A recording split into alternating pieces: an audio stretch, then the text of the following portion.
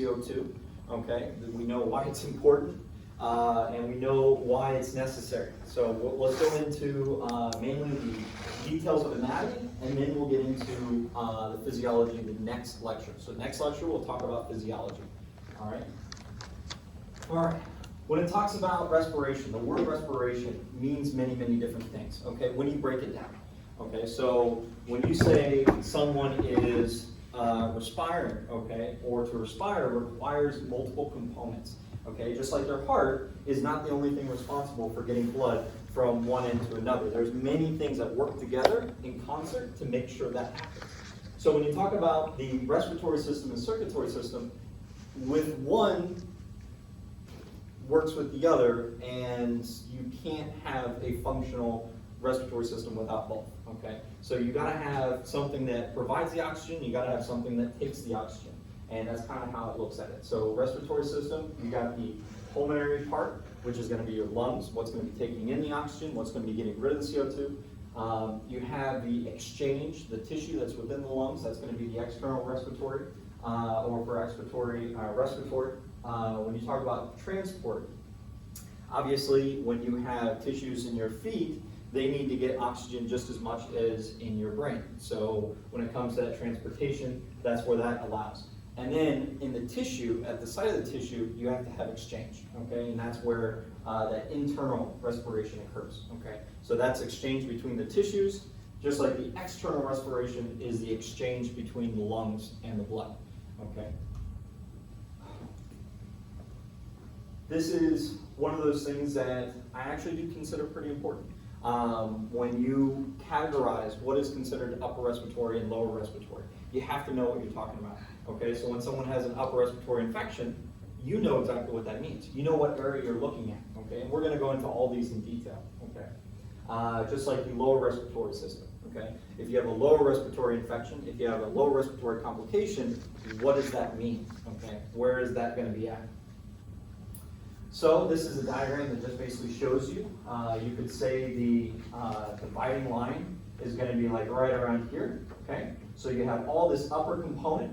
Okay, so when someone has an upper respiratory infection, they're going to be, dealing with the sniffles. They're going to deal with congestion, some pressure. But when you have lower respiratory problems, you're going to be dealing with like fluid builds up and congestions within the lungs or the lower conducting airways. Okay. That's just a little bit of extra information that breaks it down. Okay. Now, when we get to, we're going to be going through all these different components. We start off with obviously where air first enters. Okay. And once again, I'm talking about the anatomy mainly. So we talk about cartilage. This is how your nose is made up. We've looked at a skeleton. We know what a skeleton looks like as far as the different bones and everything, like the nasal bones. Okay, but when you talk about what actually makes the majority of your nose, it's cartilage. Okay, so when it comes to cartilage, notice that there's a different array of cartilages. There's multiple components of the cartilage that makes it up. Some of the things that I'll point out that are unique is basically like things like alar or ala. You'll hear these terms like in your pelvic bones. You've probably heard of the ala or the ala of the pelvic bone, the ilium part of your pelvic bone. It's that wing-shaped part. I say it's a wing shape because that's exactly what ala means, or alar. It's winged. Okay. So when you hear something called major alar or ala cartilage, it's referring to a wing shape. Okay. As far as memorizing all these different components of the cartilage, I don't consider them as high yield. Okay. I want you guys to focus your efforts when it comes to your studying and memorization to things that when you leave this class, okay, and you move on to the next course, you remember things that I said that I wanted you to remember. These details, even if I tell you to remember them, you're going to forget them, okay? Just understand that they exist, that there's multiple components that make up your nose, but once again, memorizing each individual piece of cartilage, I don't consider as high yield. We know that we have a nasal septum, okay, because people can have a deviated septum, okay, it gives them that wispy sound and a little bit more difficulty breathing, okay. Your septum is actually composed of two components, and these things I consider important. You need to know that your vomer and your ethmoid bone make up your septum, okay.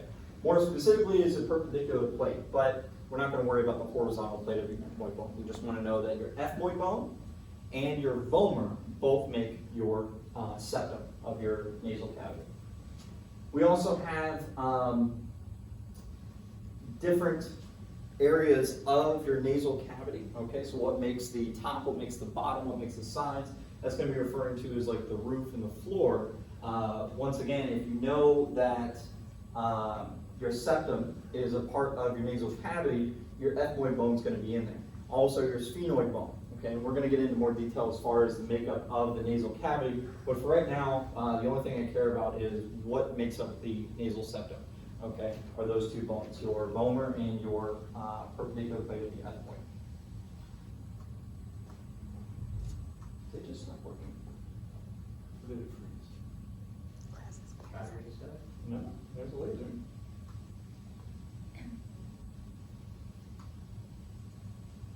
Do I gotta go manual? Might have to go manual.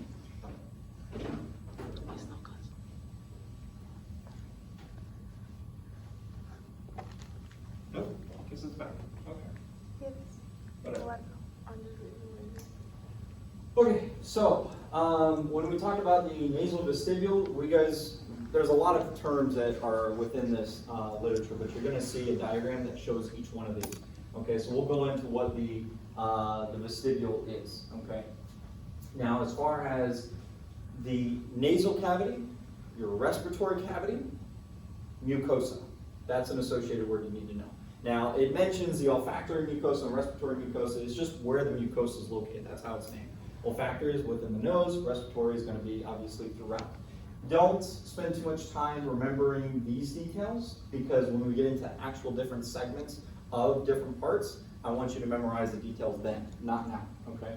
Just remember that when it comes to mucus is very, very important for your nasal cavity and your respiratory system, but for two separate reasons, okay? There's an overlapping reason, but there's two main separate reasons. When you talk about mucus, so there's several things that are involved in your respiratory, okay? It talks about it in the nasal, but in the respiratory, these overlap, okay? Mucus and cilia, okay? Now you have the addition of hairs that are within your nasal cavity. Those are a added benefit of why you would have cilia, okay? Now cilia, you think of, they're little small little hairs. You guys know what I'm talking about when I say cilia. This is going to be very, very important for the movement of garbage, okay? You're constantly breathing in garbage, okay? Things that your body can't use, things that your body doesn't want to use, things that are harmful, all those things that are garbage, you need some way of trapping and then disposing. How do you trap it? Mucus. How do you dispose of it? Cilia, okay? So your mucus will trap a lot of that garbage particles that you don't need for your respiratory, okay, or for your own health, and it will trap it in the mucus, and then those cilia will move that mucus all the way to your throat. Now, if it's in your nasal cavity, it'll move it to your throat. If it's in your respiratory system, it'll move it to your throat. So it's all moving to your throat. Why? Because you need to swallow it. And when you swallow it, then your body will take care of it via your digestive system, okay? Also notice that there are, just like we talked about immune complexes, they're going to be located throughout your respiratory system, all in your mouth, everywhere, okay? And that's just to fight off infections and nasty extras or bugs, okay? I don't mean bugs like cockroaches. I mean, when you talk about parasites and you talk about bacteria, you talk about viruses, clinicians, they just refer to all of them as bugs, okay? They're all bugs. Okay, concha, conchae, I don't know, okay? Your guess is as good as mine. I always called it concha. I have no idea if I'm right or wrong. But you're gonna have three of these, and these are gonna be very, very important. So just a concept that's important just in general when it comes to anatomy. If you need a lot of surface area, your body doesn't always have the convenience of spreading out more area to make that surface area. So if it needs surface area, it'll fold itself. So like let's say when it comes to your stomach needs a lot of surface area in the event that you have a lot of things in your stomach. Well, when it's fully constricted, there's a lot of folds and grooves within your stomach. That way, if it spans out, it will be flat, okay? That's how your body operates. So when it comes to any type of anatomy that needs surface area, it translates to folds, okay? So when it comes to why do we have these 3 folds in our nasal cavity, it's to increase the surface area, okay? It's the same concept. And you're gonna need these folds within the nasal cavity because they have very important roles. When it comes to the mucus, all right, well, I'm not gonna get to that yet, actually. When we get to the actual smelling part, I'll tell you a little bit more. I almost jumped ahead. Okay, I guess not, it's right here. So when we talk about the folds and why they're important, these are lined with mucus, okay? Realize that you cannot smell air, okay? Now, I know I sound like a crazy man up here, okay? But I mean it. You cannot smell air. You smell what is translated into a liquid form. So when you're breathing in air, it needs to be moistened. It needs to be heated. It needs to be absorbed, okay? Once that air, that gas is translated into a liquid form, then it can bind those molecules and those components to the receptors and translate it as a smell. But unless it does that, you will not be able to smell anything. So if it was just pure air and you have no moisture and you have no mucus within your nasal cavity, you wouldn't smell anything. Okay, so you need the mucus in order to translate it into a liquid form so it can actually bind those molecules to the receptors so it can translate, this is what I'm smelling, okay? And that's where the surface area comes in, okay? So where does it get this moisture from? There's a little moisture in the air, the heat within your nasal cavity, but your respiratory system. So when you talk about your respiratory system and you breathe out, inside your body is very, very hot, okay? You know that. So when you talk about very, very hot, a lot of heat inside your body and you're breathing out, that is trapped within these conchas that translate that heat into moisture. And that moisture will enable you to smell better, okay? So even in cold weather where the moisture is very, very little, you can still breathe and smell things because you're taking the heat and the moisture that's within you and translating it and putting it into your nasal cavity, okay? So that's where you get a lot of your moisture from, is the heat and the moisture that's within yourself. You're able to basically trap that as it gets released during exhalation. Okay. Any questions yet? I know this is pretty straightforward. When you talk about paranasal sinuses, para, next to, nasal, nose, sinuses. Sinuses, these are these open cavities. Which ones are they? You need to know all of them, okay? Now when I say all of them, I'm not saying memorize 206 bones. I mean memorize the 4 that are here, okay? Frontal, sphenoid, ethmoid, maxilla, okay? These are named after the bones that they're in. So your sphenoid sinuses are going to be in your sphenoid bone. Ethmoid sinuses are going to be within your ethmoid bone. And same with maxillary, okay, and frontal. Sinuses are important because of the same concept I just said. You need moisture, okay, that's very important. Now it says it lightens the skull, okay? This wasn't necessarily, we notice that with these sinuses, it allows for a lighter skull. However, the sinuses by themselves, we can't say that's why they developed, is to lighten the skull, okay? We just know that that's an added benefit. What we do know the importance of is the moisturizing of the air and how that's beneficial. Okay, these right here are the conchas that I'm referring to. Superior, okay, middle, inferior, okay. Underneath, you notice that since these are folds, okay. By the way, what view is this? What kind of section is this?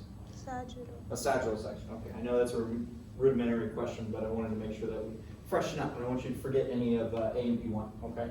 So when we talk about the gaps and the holes that are within these folds, so if it folds over, you're going to have a gap underneath that fold. That's called a meatus, okay? So you have different meatuses, the superior, middle, and inferior meatus as well to accompany the conchas, okay? The vestibule, notice it's just this opening, okay? Really not that big of a deal. I don't consider it super high yield. And then the nasal cavity, where is the roof? Okay, so the roof, just like a house, is going to be made of your ethmoid bone up here and your sphenoid. On the floor, you'll notice, is this hard palate, okay? So the hard palate is what makes the floor of your nasal cavity. I say hard palate because if there's a hard, there's a soft, okay? And that's going to be this soft connective tissue here. That's going to be responsible for more so the back of the throat. But you do have a hard palate, okay? It's part of your maxillary bone, all right? And that's really it. I don't think there's really anything high yield here other than that. Clinical correlation, I told you, if you have an upper respiratory infection, lower respiratory infection, it all has their own names. Rhinitis, okay, kind of like rhino. Rhino has a big nose, okay? So when you talk about rhinitis, it's referring to the nose. That's what the prefix actually means. It translates to nose, okay? This is just you have a inflammation of the nasal cavity, okay? And what in your nasal cavity can be inflamed or infected? The soft tissue with the mucus, okay? Okay, now, we're actually going to go into the different parts. So when I said in the beginning, don't worry about those details, when it comes to the epithelium, and when we talk about histology, I do think it's important to remember what the epithelium is of the ones that are listed, okay? You have the pharynx. Pharynx is subdivided into 3 sections, okay? And they're nicely named, naso, oral, and laryngeal, okay? Or laryngeal. Whatever. It's referring to the larynx, okay? So the pharynx portion that's associated with the larynx, okay? We're going to go into these in detail, all right? So when you talk about where the pharynx is, we notice this big portion right here is making up a lot of space. You have some that are located within the nasal cavity, some within the oral cavity, and then you notice that here's your epiglottis. That's going to be a major division point for the larynx, okay, as well. When you talk about the different parts, the nasopharynx, okay, this is obviously the very, very top part. What do I want you to know about each of these? There are only a couple things that I want you to remember. One is the epithelium. The epithelium in this, as you see, is pseudostratified columnar. Okay, so pseudostratified columnar is going to be associated with your nasopharynx. What's some other important things are the only other 2 things that are bolded. Okay, so the things that are the tonsils are located in which region? That's going to be the nasopharynx, okay? The adenoids, okay? Or the pharyngeal tonsils, okay? So you'll hear about them as adenoids, okay? You'll hear if someone talks about tonsils, they usually refer them as adenoids, okay? But they do have the other name as pharyngeal, just based off their location. Pharyngotympanic tubes, okay? There's another name for that. What is it? Eardrum, I believe, so. Not eardrum. People, they get it clogged sometimes when they go swimming or they get up in an airplane. It's another name for it. Usually people know it as this name, not as pharyngotympanic tubes. They call it something else. Eustachian tubes. No? No? Okay. Eustachian tubes. You guys haven't heard of Eustachian tubes? Is it just me? Okay, all right, so Eustachian tubes, that's going to be another name for it. Forget that, just forget everything I just said there. Just pharyngotympanic tubes, okay? This is going to be what's going to be allowing to go into the middle ear. So if you ever need to equalize because you are flying up in a plane or diving in the water and you need to like blow or equalize your ears, or if you're up in a plane you need to yawn or chew gum, that's what is being clogged, okay? It's a very, very small, soft tube that it allows that equalizing of pressure. It's very, very easy to get clogged, okay? And by clogged, I don't mean stuffed with stuff. I mean you can have an easy kinked or flattened, okay? So to open that up and to massage it open can a lot of times equalize that pressure. Or to increase the pressure within it can open those up. Okay. Now we talk about the part of the pharynx that's within the oral cavity. What's important here? Once again, a couple things. The epithelium is important. So notice it's stratified squamous. Why is stratified squamous important to be an epithelium in your oral cavity? What is a characteristic of stratified squamous that's very important? Many layers. It is many layers, and many layers would do what for you?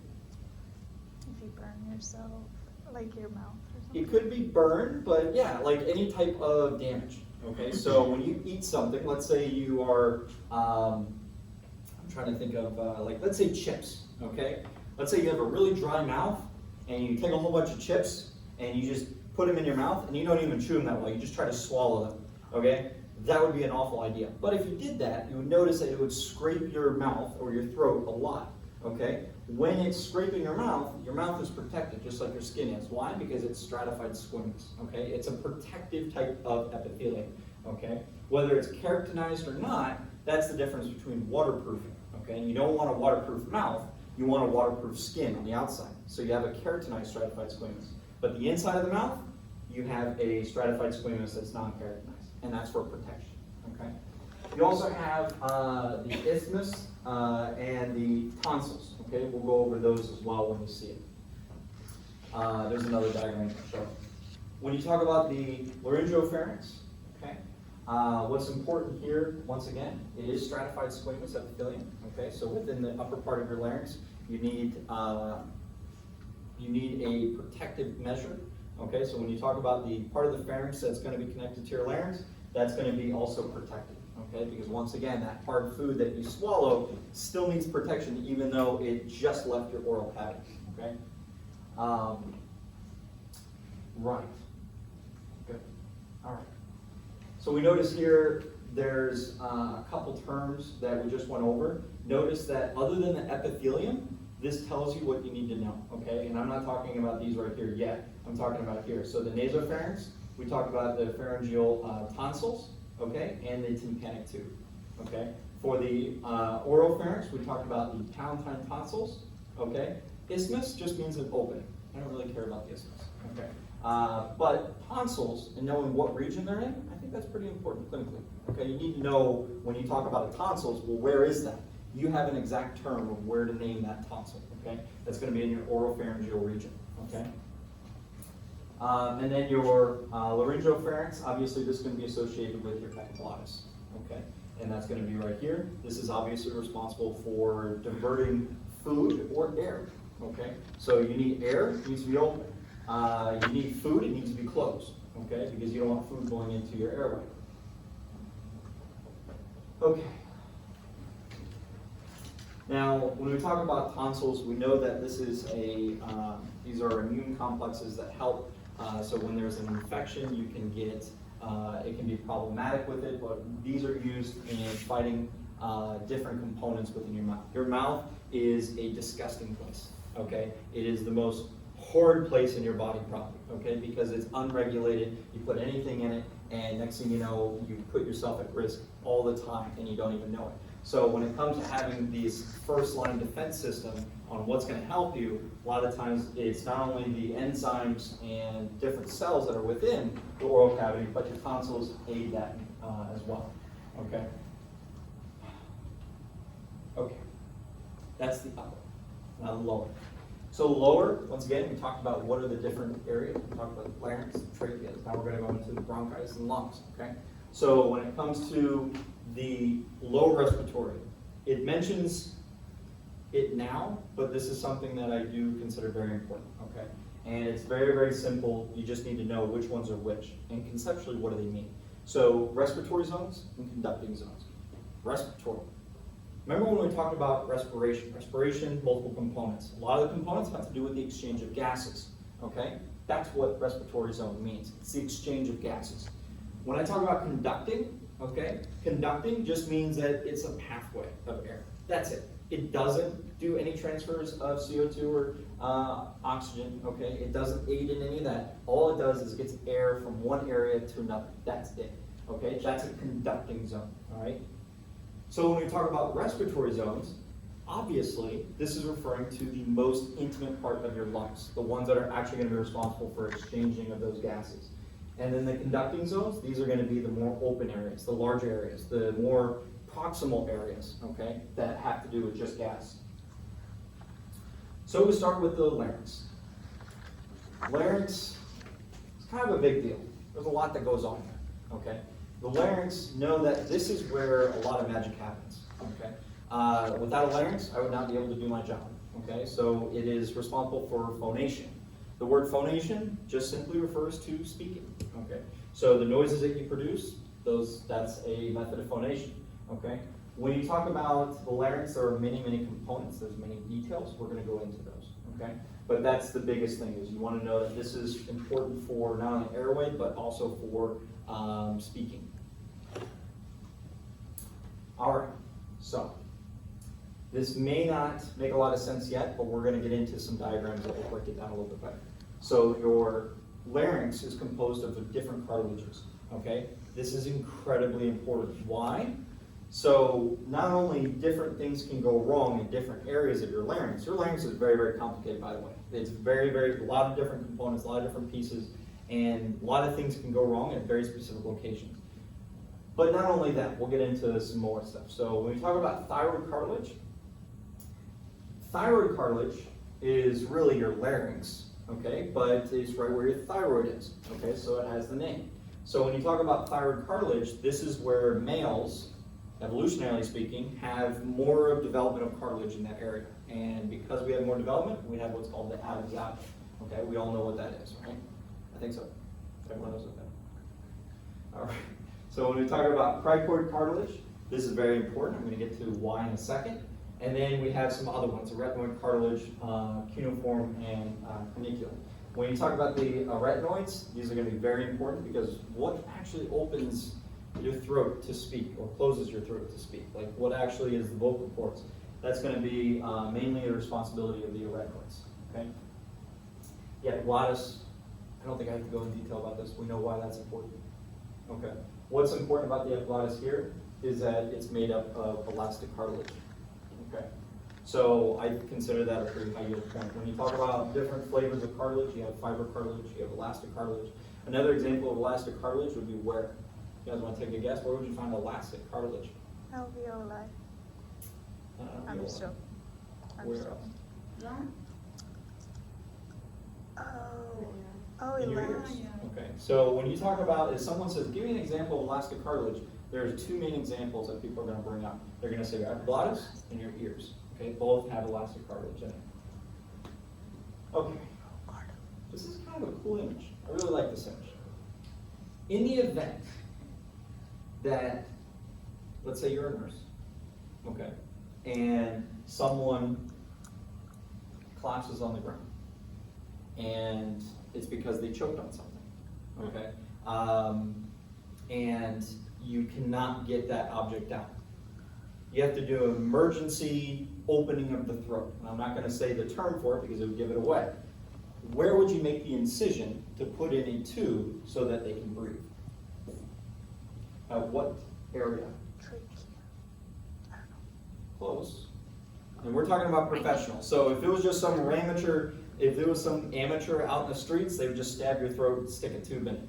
That's dangerous. But when you talk about a professional, you'll learn that there's actually a very specific location they open up in order to put a tube in. And it's going to be between two cartilages. It's a nice little ligament, but it's going to be where? Oh, between the Adam's apple and the cricoid cartilage. That's exactly right. Okay, so notice that here is your laryngeal prominence, okay, where we talk about that thyroid cartilage that develops out and it protrudes out. You're going to have, and we're going to see some wonderful images in a second, you have another band of cartilage that's right underneath it. It's called your cricoid cartilage. You have a ligament that goes in between it, and you can actually feel that. Well, it's easier for males to feel it just because they have that reference point, but you're going to feel a couple bumps, but there's going to be one major bump within your throat. And I'm not saying don't stab your throat, but when you feel that little bump in between, that's where they would make that incision. Okay, so that's why it's called an emergency criciotomy. Okay, referring to the cricoid cartilage. And here it is. So this little incision right here, that's what I'm talking about. Okay, so you have your prominence right here, okay, cricoid cartilage, and then you have your cricoid cartilage right here, and then the ligament that goes in between, that's where you make an incision to insert it to, okay? Just because you know that, try not to do it. Okay, so let's talk about vocal cords. This is where it gets a little bit funny, okay? You have true and you have false vocal cords, okay? It's very important to know not only locally, where are they, but the difference between them, okay? So when we talk about the vocal cords, we're gonna get into an image that describes it a lot better, okay? What the glottis is, what's your true vocal cords, and then what's your false vocal cords, okay? And we're gonna see that in an image coming up. Okay. The epithelium's here, that would be something I consider high yield. Okay, and we're going to see an image. I'm waiting to get to the image so I can actually point these out. But when it comes to the epithelium of the larynx, notice that there's differences. Okay, you have stratified squamous in the superior part. Why? Once again, that's continuous because of the protection that it offers. Okay, once you get into more of a respiratory area, okay, you're going to notice a transition. That's going to be the pseudostratified ciliated columna. Okay. It's pseudostratified because that's what makes up a lot of the respiratory system, It is ciliated because that's how the mucus that's within your lungs get back up, okay, within your airways. That's how it gets back up to your throat. And it's columnar because it has to do with secretions, okay, specifically goblet cells, and we'll get into those. Okay. So, when it comes to this image, notice that, here we go. When we talk about the cricoid, notice that the shape of it is large on one side and small on the other, okay? When you talk about the arytenoids, notice that the arytenoid's right here, okay? And then it's attached to this ligament. And this ligament right here, this is going to be what your voice opens up. So like right here, notice, can't keep this laser straight, okay? This is where your true vocal cords is. So this right here attaches right here, and that's what's going to be opening and closing, okay? That allows that phonation to happen. And between how it opens and how it closes, how tightly it's pulled and how loosely it is, those all determine on how you speak. Now, as far as volume goes, that has to do with how much air you're pushing through, okay? But the pitch itself has to do with all that tension, okay? And there's so many different ways that that can move, all right? But we're not going to get into any of that. We're not going to talk about all the different flavors on how this moves, okay? Notice that the true vocal cords are on the bottom and the false vocal cords are on top. That I consider important. Okay, so knowing that locally, where is the truth, where is the false come first, then the truth. Okay, so when you tell a lie, eventually the truth comes out. Okay, so if you want to think of it that way, what comes first, what comes second. All right, I wish I had said that a long time ago, that made it easier for me to remember. Okay, when it comes to the cuneiform cartilage, notice the proximity is going to be just superior to the vestibular folds. Okay, and once again, this is a ligament. And then you're going to see the vestibular folds are going to be composed a little bit different, okay? So we're going to see some differences. Other than that, notice that the arytenoid cartilage is continuous with the corniculate, okay? Once again, when it comes to the cuneiform and the corniculate, what I really care about is going to be the arytenoids. The arytenoids I consider very high yield, not so much the cuneiforms or the cornicular cartilage. Okay, here's a good image.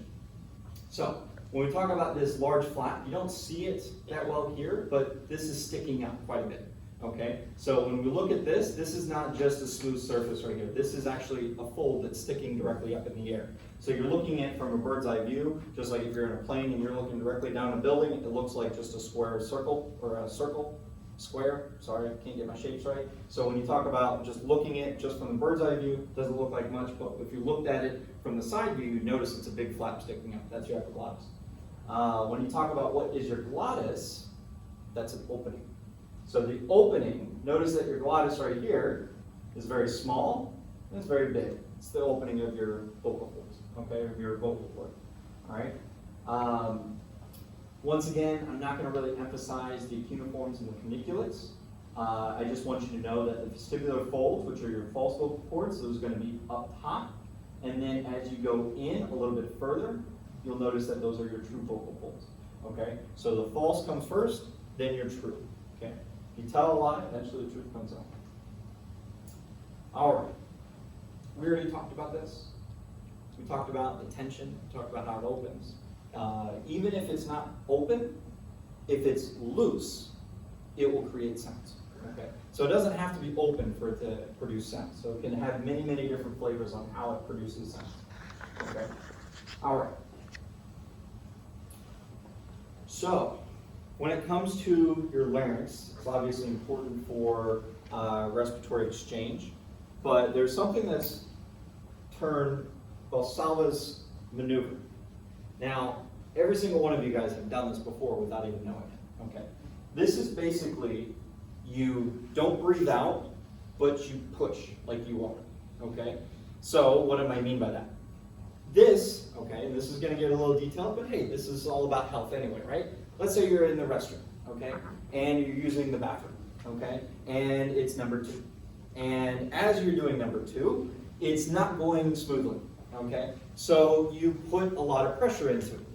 With that exert of pressure that you have, and it builds up that inner abdominal pressure, okay, but you're not breathing out when you do it, you have this contained pressure. That you're already performing the maneuver. okay? That's what it's referring to, okay? Just like if you were to put your hand up to your mouth and blow into it, but you're not actually letting the air go, that pressure is also doing the same thing, okay? This is for sometimes therapeutic purposes. There's not a lot of science that backs it up on it being effective, okay? The main reasons why it says here is it's to empty the rectum, okay? If you need to, obviously we probably all at one point or another had to do that. Also, when you're exerting a lot of pressure and you're not breathing properly, you're just holding in that air, you're doing the exact same thing, okay? Just like rhinitis, you can have an infection almost everywhere, including your larynx. People have heard of laryngitis, okay? So now you know, in reference, when someone says, yeah, I have laryngitis, you actually know where the larynx is, okay? And how is that in relation to your mouth or your nose or your trachea? You know where the proximity is, okay? And you also know, since the larynx is responsible for phonation, you know if you have an inflamed area, what's going to be the possible symptom. You're going to have problems with speech, okay? So when you have problems with speech or speaking, now you have problems with your larynx, okay? Now obviously there's a more detailed sense to that, like where in your larynx, but for the main part you know that's where the issue is. Now we're talking about the trachea. The trachea, what I consider important about the trachea is something that's not listed here, but it is listed here. Okay, so the trachea has a mucosa. Obviously it has mucus within it, okay? It has cilia that allows that movement to take place. But it also has an area to where there is cartilaginous rings. These rings are not full rings. They're C-shaped rings. Why do you have C-shaped rings instead of just regular rings? First question, why do you have rings to begin with? Just in case the answer is up there, I don't know if it is. Why do you have rings in your trachea? Cartilaginous rings. Oh, so when you're eating and you swallow food, they allow like the food to pass by because they're stretchy. I don't know. You're okay. So you're on to my second point, but not the first point. The first point is why do you have rings to begin with? They're a little bit flexible, but they're meant to stay open. Okay? And you want your trachea to stay open. Why? Because in the event that you need to breathe, you want an air tube that's open at all times. Okay? So that's why you have the rings. Now, why are they C-shaped? You were on the right track. Why are they C-shaped? I'll give you a big hint. The C is from the front. The opening is in the back. So that C wraps around your trachea, but it's open in the back. Why is it open in the back? I got a feeling I was like, are you sure? It's not there, I don't see it, okay? Why do you have an opening in the back of the trachea where this cartilaginous ring is not a fully enclosed ring? Why is it not fully enclosed? Why is it open in the back? Esophagus. Is the esophagus. If you had full rings and you try to swallow food, you wouldn't be able to get it down, okay? Because it would be hitting every single ring as it was going down. It's smooth on one side to allow fluid to go fully down your esophagus. Okay, so since your esophagus is directly behind your trachea, the rings are not complete back there because you have nice soft tissue that allows that food to go down. Okay, but you need the rings because it keeps the tube open. So win-win. Okay. Right. We talked about that it is ciliated pseudostratified epithelium. Okay. And that there are goblet cells. Why is it important to know that there's goblet cells? Well, because there's mucus within your trachea, okay? Who produces mucus? Goblet cells, okay? You guys all know that goblet cells produce mucus? Mm-hmm. No? Okay. You guys heard of the commercials Mucinex? Okay? The Mucinex, like Mucinex DM, Mucinex Max, all that stuff. You know the little mascot of Mucinex, those little goblins that go around? Those little green goblins that are going around, those are supposed to emulate mucus. Okay, I think of goblins like goblet. Okay, goblins. Okay, they produce mucus. That probably doesn't help. My bad. All right. So when you talk about the trachea, there are different components. And when it comes to this slide, I know there's at least one point that I want to emphasize. I want to see if there's anything else. Just one. Just one. Carina. if you ever drinking water, okay, because no one in here goes out and drinks alcohol or anything bad for you, right? Because we're all good and health conscious, so we all like to drink fresh water, okay? So you're drinking fresh water, and next thing you know, you accidentally get some of that water down the wrong pipe. What happens? You violently cough. Why? What actually triggers that cough? Your friend Karina. Your Karina cells, okay, which are going to be right at the end. Where's an image? Nope, too far. Okay. So right at the end of your trachea, it bifurcates. Bifurcates meaning it splits into two, which gives you the rise of the two bronchi, two primary bronchi. Okay. When that division takes place, right at that division point, there's a grouping of cells called Karina cells. Okay. If they come in contact with anything other than air, okay, that's like a foreign substance, some food, some water, some liquid, something that's too thick or viscous, it triggers that cell, and it will neurologically trigger you to violently cough, to expel whatever it is that you were ingesting. So the carina is a cell? The carina is a location as well as the cells. So the cells, like when you say carina cells, it's referring to the location. Those cells in that location are responsible for what's triggering that stimulus. Okay, and we'll get to an image that actually labels a carina. Okay, but that I consider violently. I said violently important, but very important when it comes to knowing why is it that you have that violent reflex cough, and it's all because of that person. Okay, so if you ever find someone named Karina, stay away from them. Okay, okay, here we go. When it comes to the histology will never go away. Never. I said that before. This will always be your friend. All right. In your trachea, those cartilaginous rings, I consider it important that it is hyaline cartilage. Okay, it's important to know that it's hyaline cartilage. Okay, so there's many flavors of cartilage. One of the flavors is hyaline cartilage. Where do you find hyaline cartilage? In your trachea. Okay, it's a prime example. Okay, so the epithelium and then the hyaline cartilage. That's what I would be considering important within the trachea.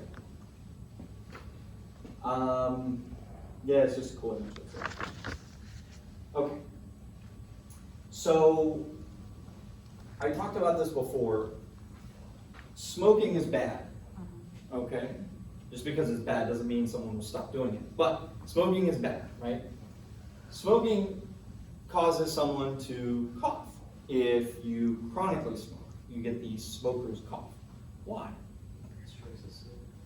Destroys the cilia. And if you destroy the only way of getting mucus out of your respiratory system into your throat so you can swallow it, then you don't have anything to move that mucus. And guess where the mucus moves? Down. And it moves into the lungs. So that constant buildup of fluid and that constant coughing that chronic smokers have has to do with because they have no mechanism of getting rid of that mucus. All it does is collect, and it just collects in there. Smoking also has another added effect. There's many, by the way, you guys already know that. However, there's one that smoke in general has a very terrible side effect of inhibiting an inhibitor. Okay, so you have these components, these cells that make up the makeup of your lungs, okay, within the alveoli, okay? One of those cells that we're not going to go into are designed to be on standby, okay? And by standby, meaning that when triggered, they will start to tear up the tissue and destroy it because something bad is happening. They need to get rid of that tissue, okay?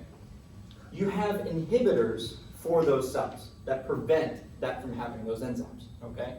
So these inhibitors stop that process from taking place. Smoke stops those inhibitors. So if you stop an inhibitor, it means that you now have an action. And that action is cellular destruction via these enzymes, okay? So basically you're making that protective mechanism that your body has and say, all right guys, you guys are only used for emergency cases, but since the guard is now here, the prison guard holding you guys back, you guys are free to go. And they go rampant and they start destroying that tissue. So that's one of the mechanisms of why smoking is bad, because it starts to disrupt that tissue because smoke inhibits an inhibitor enzyme, okay? Heimlich maneuver, we don't have to go into that, we all know. Okay. I think, right? No? Just me? Okay. All right, so we get into the two structures that I talked about earlier, the conducting and the respiratory zones, okay? Yeah, let's go into that.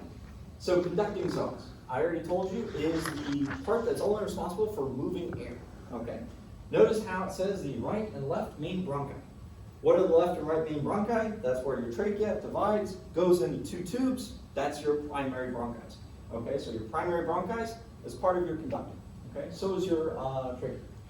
When you talk about some other parts, it's the next division in. So your next division in, you have your primary bronchi, then you have your secondary bronchi.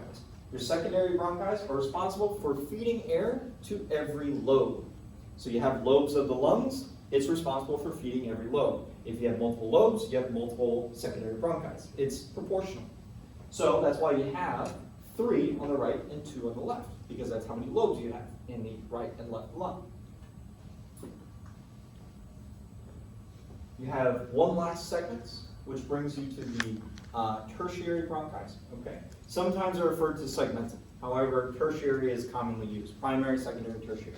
Okay. It's just how many times do they divide. Okay.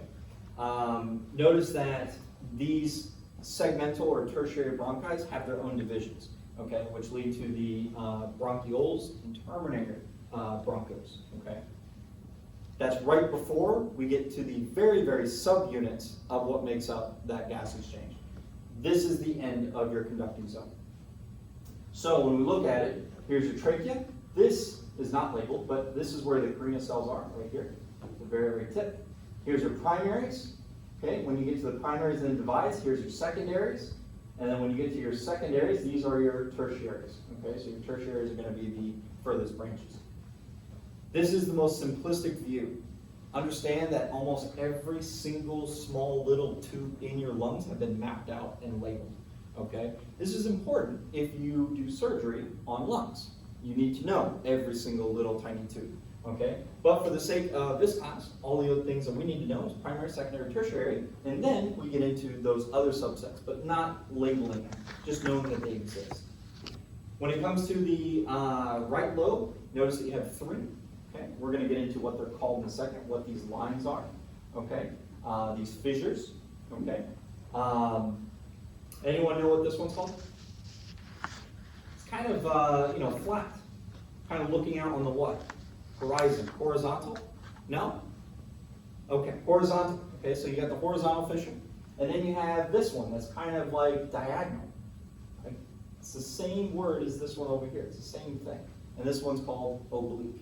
Okay, so the oblique fissure are going to be located on both lungs, except the right lung will have a horizontal.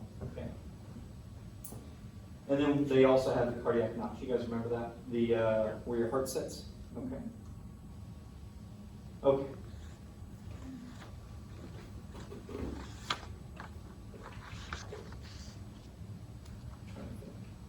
The only thing I care is as you move from the most proximal to the more distal structures in your lung, there are several changes that take place. One of the changes is an increase in smooth muscle. So when you have your trachea, it's just an open tube. When it comes to your body regulating your airflow, it's important to regulate it, but where it matters. Your trachea, you don't want to regulate that. It's kind of an on or off switch. You have air going through it or you don't. Where you really can regulate, kind of like blood, where do you regulate blood is in those capillaries, okay, where you have blood go to this little area, same thing with your lungs. So the smooth muscle is used for regulation of airflow. And it's used more and more as you go deeper, deeper, and deeper to the lungs. Let's get to the respiratory. So we just ended with terminal bronchioles. Now we get to the respiratory bronchioles. Nicely named because that's now part of the respiratory zones. Okay? Then you get into the alveolar ducts as well as the sacs. Now what are the sacs made up of? Everyone's heard of it, the alveoli. Alveoli make the sacs, and the sacs then to the ducts to the respiratory bronchioles. Okay? It's important to know from the very beginning when you're studying this to map out the pathway. Okay? Starting from your nose all the way down to your alveoli. Okay? Know it sequentially. Okay? That's very important.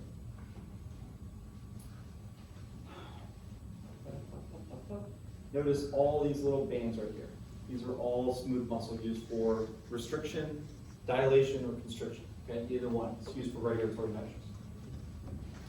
Okay, histologically speaking, notice, and I really, really like this image because it shows you, if I took a slice of this, notice these connecting and non-connecting little circles, and that's exactly how it looks like in a histological slide. It looks like incomplete circles. So you have to always imagine, when you're looking at histology, you always have to translate it to a 3D image. And in this case, you see the 3D image as we see it. Okay, so it's the sacs, basically a bushel of grapes. Okay, and I'm pretty sure that's what alveolar translates to in a foreign language is grapes. Okay, don't quote me on that, but I'm pretty sure that's what it translates to. Not on the exam. All right, so when you talk about the alveoli sacs, we're going to get into a little bit more detail as far as the makeup of them. All right. When you talk about the air going all the way down to your alveoli, we got to know what these are made of. Okay, so that little spherical globe, okay, is made up of a layer. What's in those layers? Okay, we have different cells. Type 1, type 2 alveolar cells. Type 1, this is very important, it is a simple squamous. Simple squamous lines like blood vessels, things like that. Also your alveoli. Why is that important? Simple squamous is the only cell type that allows diffusion. You cannot have diffusion with any other cell type. Okay? So alveoli are essential to have simple squamous because gas can go right through those cells. But if you had anything else, cuboidal, columnar, it wouldn't matter because it would be too large for gases to exchange. So type 1, you have to know they are a single layer of simple squamous epithelium. You have type 2. Type 2, what's important about these? Two things are important, okay? And then a subpoint. The first thing is that these are cuboidal. Second thing, which is super, super important clinically, is that these cells produce a compound that's called surfactant. What does surfactant do? Does anyone know? Why do our lungs produce surfactant?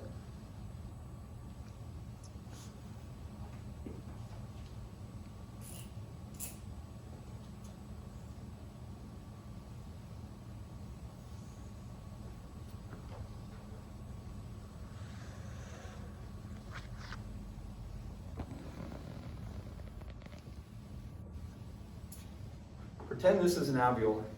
It's beautiful. It's almost perfectly accurate. Okay.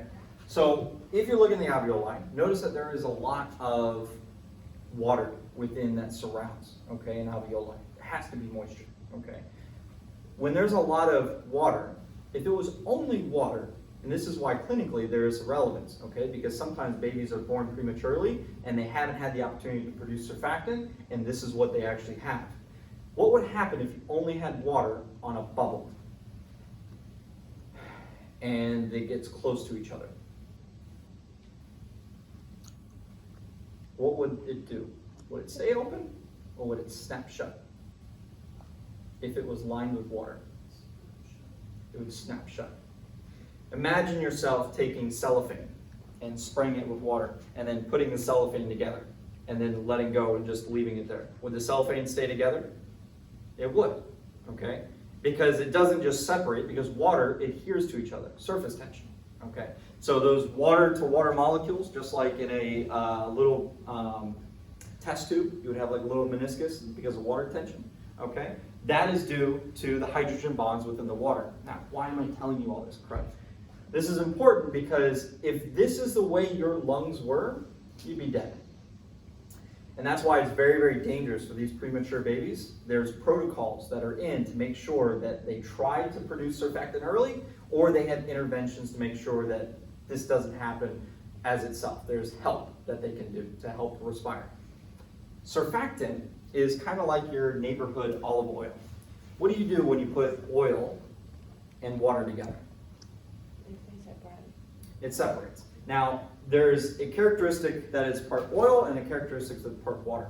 What is the term when something is hydrophobic and hydrophilic? As a hydrophobic end and a hydrophilic end, what is that called? Bilayer. Amphipathic? No? Never heard of it? Just me? Okay. So you have amphipathic. So it's like this compound, right? What is something like this? Where have you seen this image before? A ton of these. Like a biphospholipid bilayer, right? Okay, in the cell membranes? Yes, all of you guys know. Spot on. Okay. What's important about this is you have a hydrophobic end, which is right here, and a hydrophilic end, which is right here. The polar head, okay, so it is bipolar. So you have the polar head, and then you have the nonpolar head.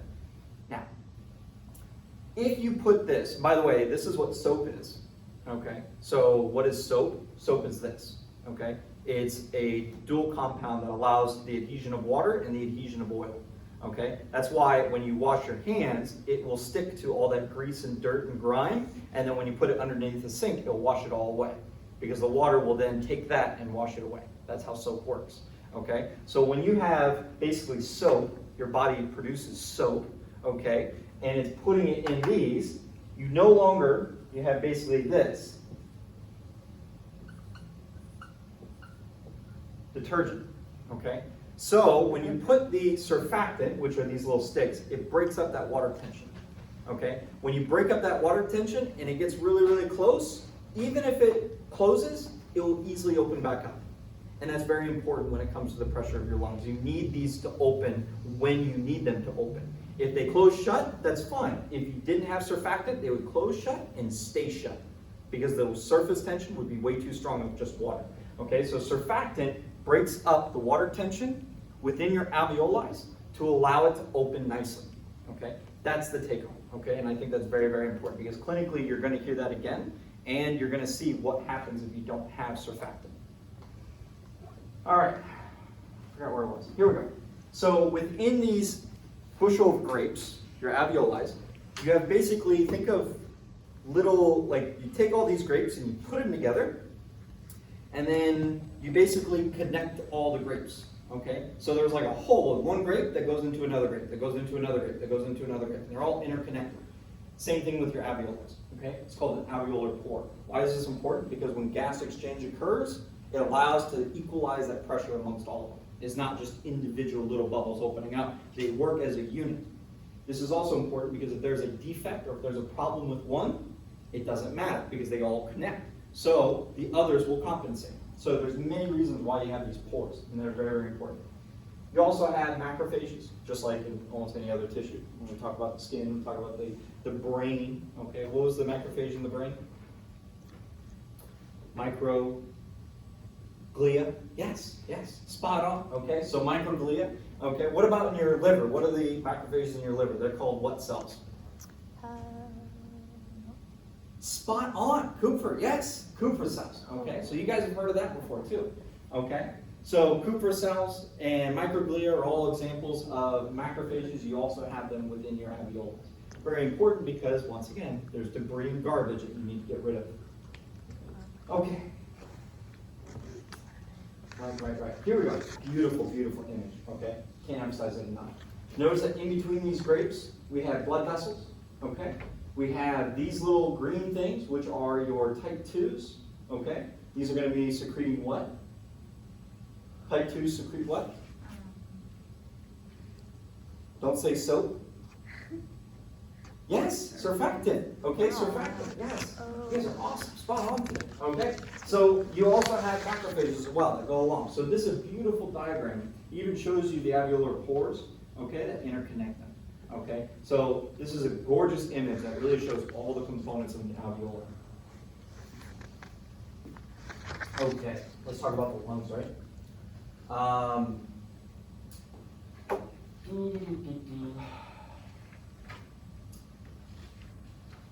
The lungs have an apex and a base. Your apex is on top, your base is on the bottom. Makes sense, right? Your heart is kind of like the exact opposite. That's what I want you to remember of this. Okay? So the roof and the costal surface, I don't really care. Okay? The apex and the base, I want you to know where the apex is and where the base is, because I want you to not confuse that with the terms are used. It's the point of. okay? When you look at your lungs, they have a long bottom, and then it kind of goes up. That's the apex at the top. Your heart has like this weird circle, but then it has a point. Where's the point though? On the bottom. So both are the apex, but they're completely reversed in orientation. Hilum, okay? Hilum is an important word to know. This is basically your connection junction, okay? So where does your airway go in, your veins go in, your arteries go in, okay? Where is that central hub that all these things feed into or go out? Hilum, okay? So that's an important concept to know. So I talked about, the different fissures, okay? We have the cardiac notch, which is basically a notch in your lung that holds your heart. Okay, it's right there where your heart is. And that's going to be on your left lung. Your left lung only has one single fissure, and that's called a what?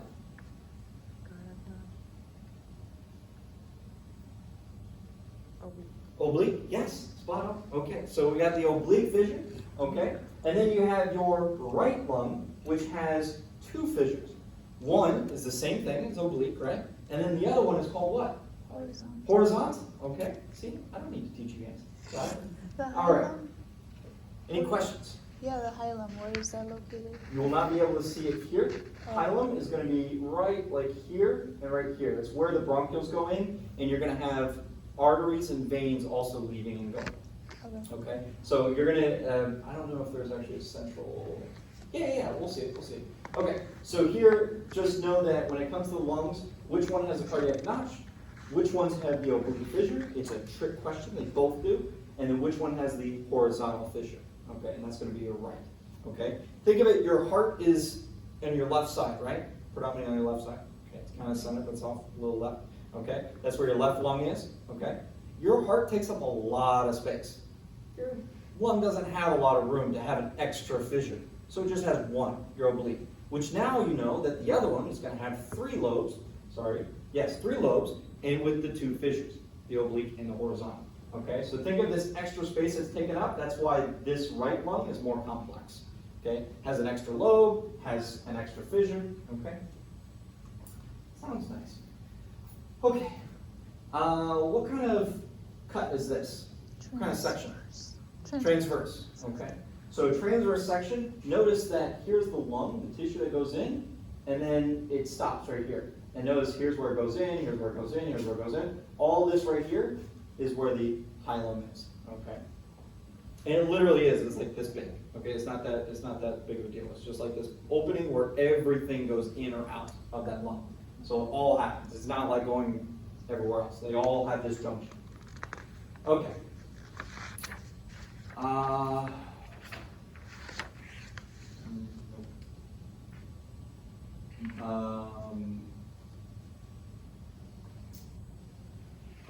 Okay, so when you talk about the lungs, we talked about all the different pathways of the tubes, like how they get smaller and smaller and smaller, what those names are, okay?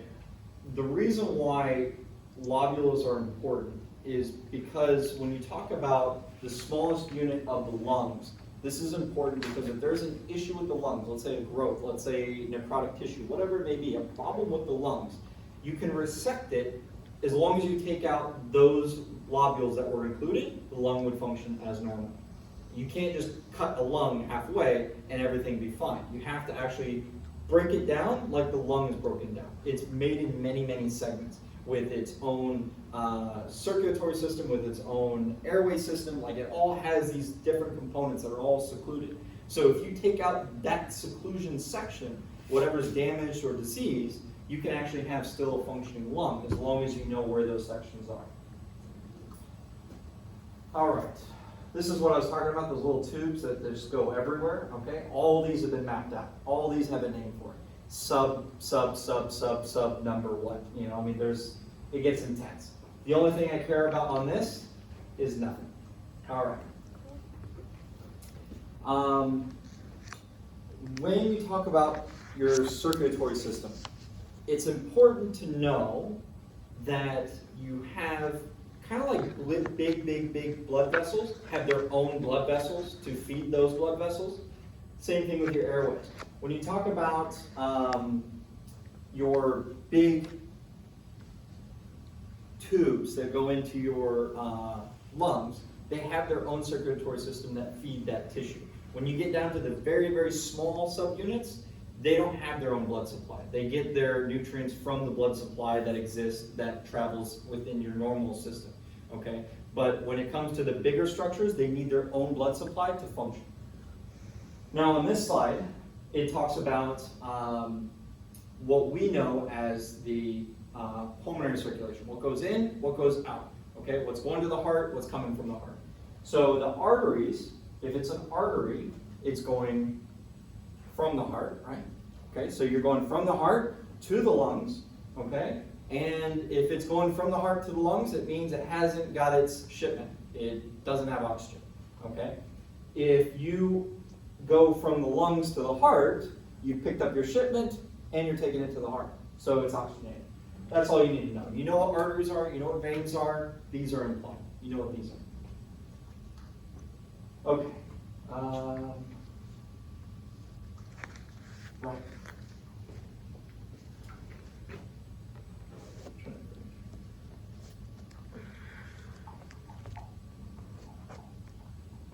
This is what I was referring to when it came to the blood vessels that feed the larger components of your lungs, okay? So when it comes to those larger structures, you need something to feed, give nutrients to the tissues that are basically rather conducting or rather transporting that gas, okay? When you get down to the small subunits, there's so much exchange going on that the surrounding tissue can get what it needs. That's the only thing that's really right there. Innervation. Innervation is important because when you talk about what innervates your lungs, you have two main contributors, your parasympathetic and your sympathetic nervous system. And we know these as being a part of the fight or flight and the what? What is parasympathetic called? Rest and digest. Rest and digest, okay? The pulmonary plexus, that's implied, okay? So when you talk about plexus, you're just talking about an array of nerves that feed, okay? But when you talk about what does what, it's important to know that the parasympathetic nervous system does bronchoconstriction. Sympathetic nervous system does bronchodilation. Why does this make sense? A bear just walked into this room and you're freaking out. You need oxygen to do something to save your life, okay? You're gonna need to have those airways open, okay? And that's what the sympathetic nervous system does. You constrict those broncho airways when you are in a safe area, when you just had a big meal, when you want to do nothing but just sleep and relax, okay? You can constrict your airways. All right, we're getting down to the last little bits. Pleura is the membranes that are associated with your lungs. What's the membrane that's associated with your abdominal cavity? Peritoneum? Yes. Okay. Peritoneum. All right. So don't confuse peritoneum with pleural. Okay. If I didn't say anything, you would have been confused. So you have pleural cavity with your lungs. Understand that your pleural cavity, this is going to be very, very important. You have to understand this and know it like the back of your hand. Why? Because your lungs wouldn't work without this membrane. Your membrane is what allows your lungs to actually breathe. Okay. And we're going to get into that. You have your parietal, which parietal, just like anything that's referred to parietal, is on the outer wall. Your thoracic wall is going to be where that membrane exists. Visceral, when you talk about viscera, you're referring to the organs. Visceral is going to be on the actual organ itself, on the lungs. Okay, now we have these two. You also have fluid in between. This also makes sense because when you have your lungs going big, small, big, small, big, small, you're rubbing those two membranes together. You do not want any friction between those two membranes. So you have that little fluid to lubricate those two junctions. This is what I'm referring to. So here's your pleural cavity. Here's your parietal pleura on this side. Here is your visceral pleura on this side. And here's your pleural cavity in the middle. Okay. You can also have an inflamed area in this. I'm not going to go into that. Okay. The only thing that I'll consider relevant is pleural effusion, is you have a buildup of fluid within the pleural cavity. This is problematic for many, many reasons, and we'll get into that. Okay. Let me see how many slides I got. 1, 2, 3, 4, 5, 6, 7, 8, 9, 10, 11. 11 in 2 minutes? I can do that.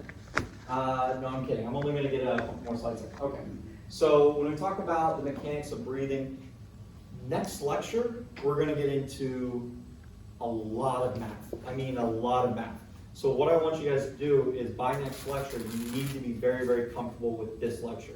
So go through and quiz yourself on the anatomy. Make sure that you understand. So if you record the lectures, make sure you go back, and anytime I said, I want you to know this, I think this is important, please write those down, okay? Because really, I don't care about anything else.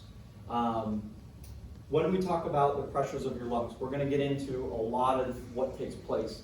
When it comes to what does it mean by pressure, you have a baseline, atmospheric pressure. And this is gonna be 1 atmosphere is equivalent to 760 millimeters of mercury, okay? The difference in these different pressures, based off that one value, you either have a positive or negative pressure, or it's at equilibrium. It all depends on where it is from that one. Is it higher or less? I'm not doing this. Yes, I'm going to stop here, and I'm going to pick up where I left off. If you choose to finish viewing this lecture, what I want you to do is I added an extra file in under files, and it says lung pressure. Pretty sure that's what it's labeled as.